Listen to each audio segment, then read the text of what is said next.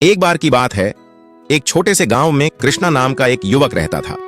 वह बहुत ही चतुर और बुद्धिमान था, लेकिन उसके पास धन संपत्ति नहीं थी।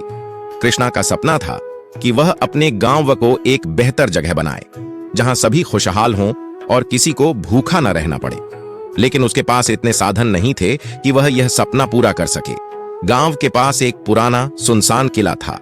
लोग कहते थे कि उस किले में खजाना छिपा हुआ है, लेकिन वहां जाना खतरनाक था क्योंकि किले में एक जादुई राक्षस का पहरा था। कोई भी उस किले में जाने की हिम्मत नहीं करता था, क्योंकि जो भी गया वह कभी वापस नहीं लौटा। कृष्णा ने बचपन से इस किले के बारे में कई कहानियां सुनी थीं, लेकिन उसे कभी यकीन नहीं हुआ। एक दिन उसने ठान लिया कि वह इस रहस्य का पता लगाएगा और अगर खजाना मिला तो उसे गांव के विकास के लिए इस्तेमाल करेगा। कृष्णा ने अपनी तैयारी की और अकेला ही किले की ओर निकल पड़ा।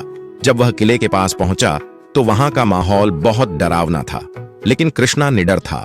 उसने बिना किसी डर के किले के अंदर प्रवेश किया। अंदर जाकर उसने देखा कि किला बहुत पुराना था, लेकिन वहां कोई राक्षस नहीं था। उसने किले के हर कोने में तलाश शुरू की, लेकिन कुछ नहीं मिला। थोड़ी देर बाद उसे किले के नीचे एक गुप्त दरवाजा मिला।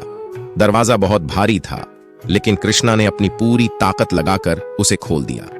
अंदर एक अंधेरा रास्ता था जो गहरे भूमिगत जाता था। कृष्णा ने हिम्मत नहीं हारी और उस रास्ते पर आगे बढ़ता गया। अंत में वह एक बड़े कक्ष में पहुंचा, जहां एक विशाल खजाना रखा हुआ था, सोने, चांदी और बहुमूल्य रत्नों से भरे बर्तन। लेकिन जैसे ही कृष्णा खजाने के पास पहुंचा, एक भयंकर राक्षस प्रकट हुआ। वह राक्षस बहुत बड़ा था और उसकी आवाज गूंजती हुई आई, तू कौन है जो इस खजाने को लेने आया है? यह खजाना उस व्यक्ति का है जो बुद्धि और दिल से सच्चा हो। कृष्णा ने साहस के साथ जवाब दिया, मैं कृष्णा हूं और मैं इस खजाने को अपने लिए नहीं, बल्कि अपने गांव वालों की भलाई के लिए लेना चाहता हूं। अगर मेरी नीयत सच्ची है तो यह खजाना मुझे मिल सकता है, वरना मैं इसे छोड़ दूंगा।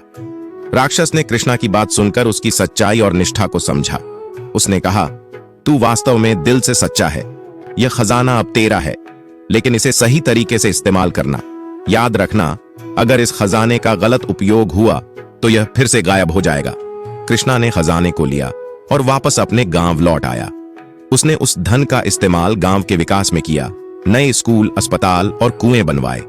गांव वाले बहुत खुश हुए और कृष्णा को उनका नेता मान लिया। कृष्णा की ईमानदारी और बुद्धिमानी से गांव समृद्ध हो गया और उसकी कहानी दूर दूर तक फैल गई। उसने साबित किया कि अगर नीयत सच्ची हो तो कोई भी काम असंभव नहीं है।